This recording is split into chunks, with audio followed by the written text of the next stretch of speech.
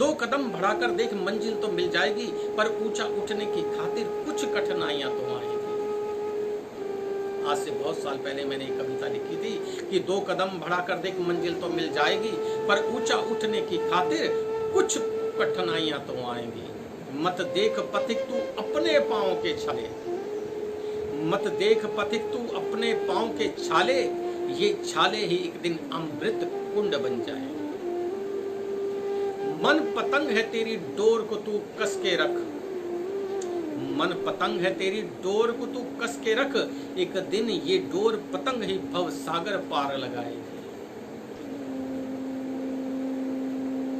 साथ होता वाला यज्ञ अपने अधीन करना होता है। जब तक हम अपने मन के अधीन रहते हैं, वासनाएं सर्वत्र हमारे मस्तिष्क पर, हमारे भीतर वास करती हैं, और जिस दिन दृढ़ संकल्प आपके भीतर जागृत हो जाता है, आप किसी के प्रति समर्पित हो जाते हैं, आप किसी के प्रति जागृत हो जाते हैं, तो निश्चित उस दिन मन आपके भीतर आपका गुलाम हो जाता है।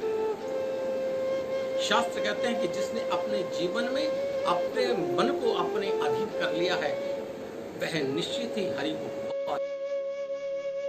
अपनी अभिलाषाओं को पूर्ण कर लेता है।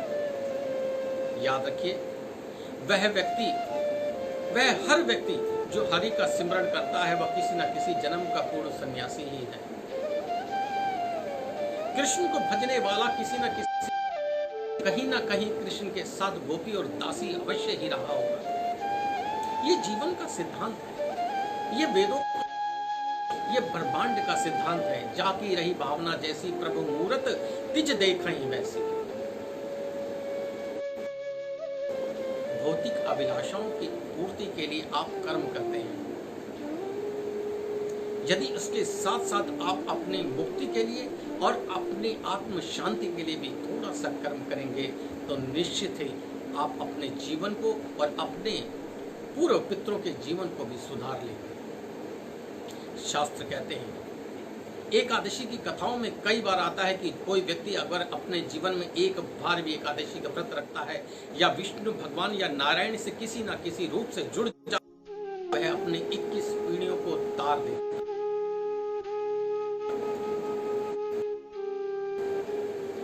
वैदिक बातों को, पुराणों को ओछी बात मानने वालों को मैं बता दूं कि हमारे धर्म के ग्रंथों को लिखने के लिए हजारों लोगों की सहमति परम आवश्यक रही है।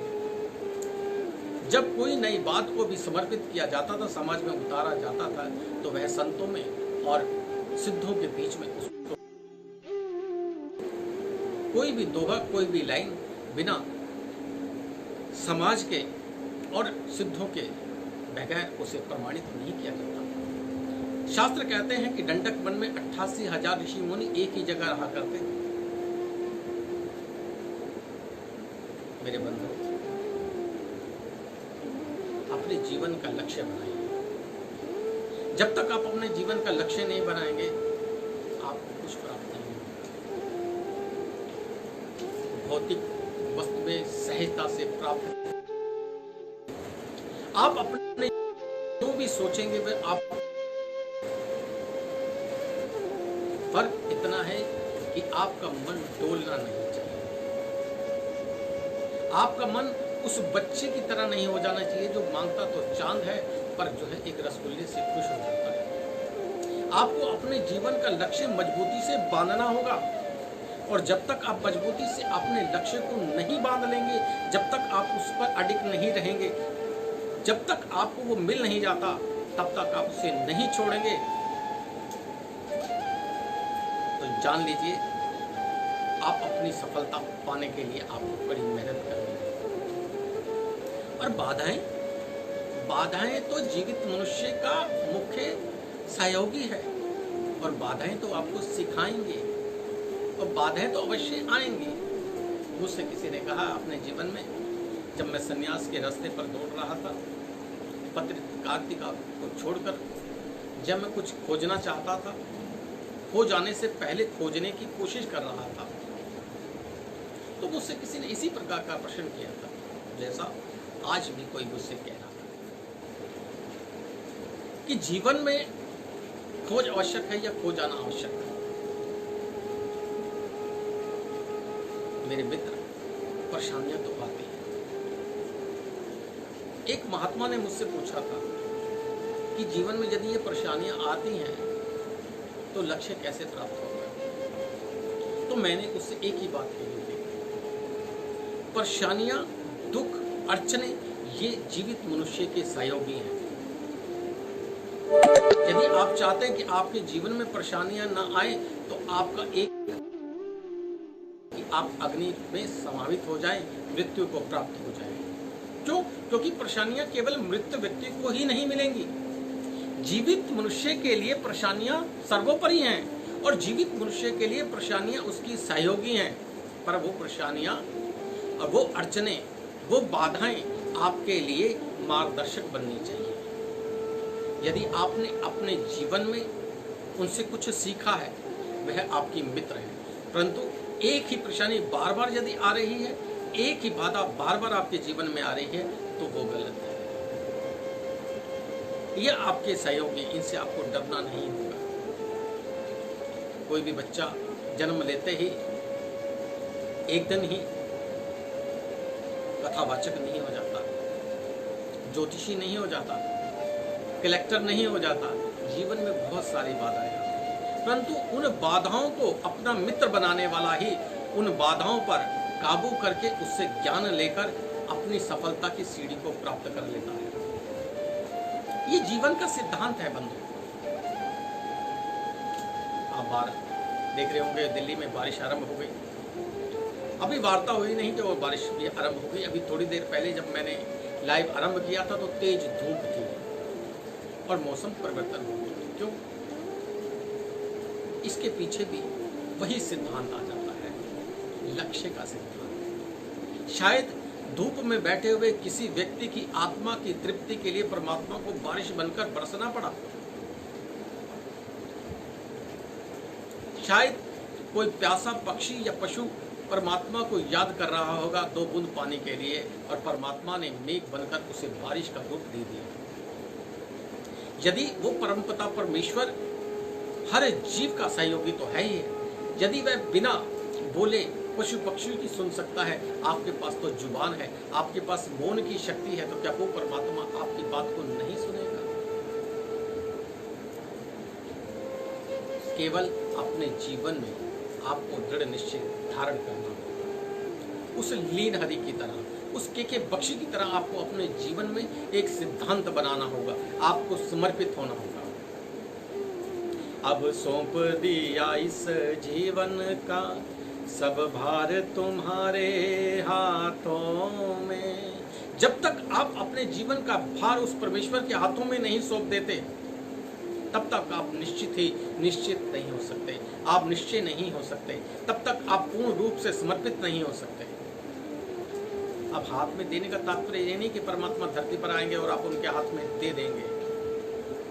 परमात्मा को पाने के लिए, परमात्मा को समझने के लिए आपके भीतर करुणा का होना बहुत आवश्यक है। दया धर्म का मूल है और पाप मूल अभिमान, और तुलसी दया न छोड़िए जब तक घट में प्राण। कोरोना काल चल रहा है, बहुत उत्तम समय चल रहा है। यदि आप अपने जीवन में अभी भी इस समय का सदुपयोग नहीं कर पा रहे हैं, जब प्रकृति बिल्कुल शुद्ध हो रही है, जब भी आपका मन परमात्मा में लीन नहीं हो पा रहा है, तो भीड़ भाड़ में आप कैसे कर पाएंगे? यदि वह लीन हरि अपने जीवन के स्वात्विक मूल्यों को प्राप्त कर सकता है, अपने जीवन के सिद्धांत के अनुसार अपने जीवन को ढालते हुए, अपने जीवन को परिवर्तित करते हुए अपने जीवन को शुद्ध कर सकता है, तो कोई भी व्यक्ति अपने जीवन को शुद्ध कर सकता है। यदि स्वामी लीन हरि के बख्शी अपने जीवन में मृत्यु को अपनी इच्छा के अनुसार ला सकता है, तो कोई भी व्यक्ति ला सकता है। ये कोई 100-200 साल, 1000 साल पुरानी बातें नहीं है, ये कल की बातें ही बता रहा हूँ। 2013 में मेरे साथ रहने वाला व्यक्ति स्वतः अपने गुरु की गोद में मरने की इच्छा को रखता है और स्वतः ही अपने गुरु की गोद में मर जाता है। इससे बड़ी कोई बात नहीं हो सकती।